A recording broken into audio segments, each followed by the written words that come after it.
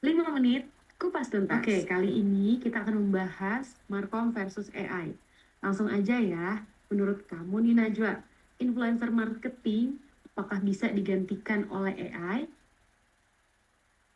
Kalau dari aku pribadi sih iya, karena influencer marketing itu bisa banget digantikan AI.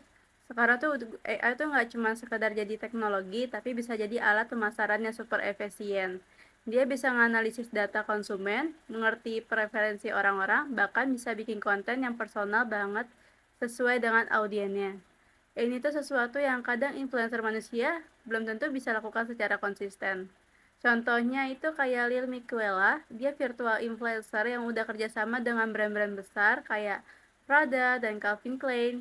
Karena dia AI, jadi brand tuh nggak perlu khawatir sama skandal atau drama pribadinya.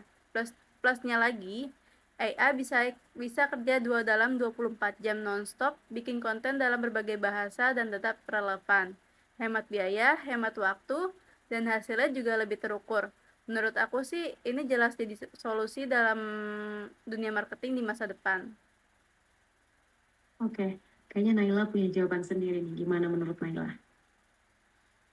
Ya, kalau menurut aku sendiri, influencer marketing itu tidak akan sepenuhnya tergantikan oleh AI. Karena alasan yang pertama, peran AI dalam influencer marketing menurut aku itu sebagai alat membantu dalam mempercepat proses seperti proses menemukan influencer yang tepat, menganalisis data audiens. Nah, untuk alasan yang kedua yaitu adanya keterbatasan AI dalam menggantikan manusia.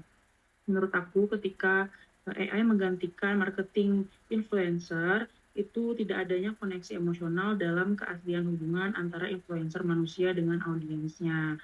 Ketika para pengikut, followers yang mengikuti influencer marketing itu, mereka akan loyal kepada brand ketika mereka sudah memiliki hubungan emosional kepada influencer marketingnya.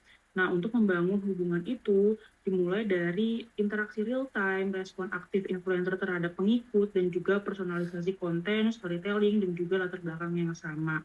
Untuk alasan yang ketiga yaitu kolaborasi AI dan influencer manusia.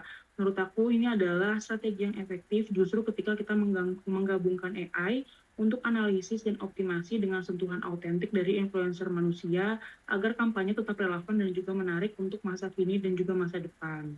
Untuk Kak Joy sendiri gimana Kak tanggapannya? Oke, kalau aku pribadi ya, dijadikan markom dari sebuah brand, kita ambil contohnya dari brand Scarlett, aku akan membuat aplikasi yang mana di aplikasi ini juga ada Leta sebagai asisten AI skincare, yang mana kita tahu banyak banget orang-orang struggling dengan jadwal skincarean. Biar nggak lupa mereka sampai buat jadwal di kalender ataupun di alarm. Nah, kita akan membuat Leta ini sebagai AI skincare untuk reminder mengingatkan setiap penggunanya untuk skincarean. Selain itu, Leta ini juga bisa merekomendasikan produk-produk yang sesuai dengan permasalahan kulit wajah kita lewat fitur scan my skin.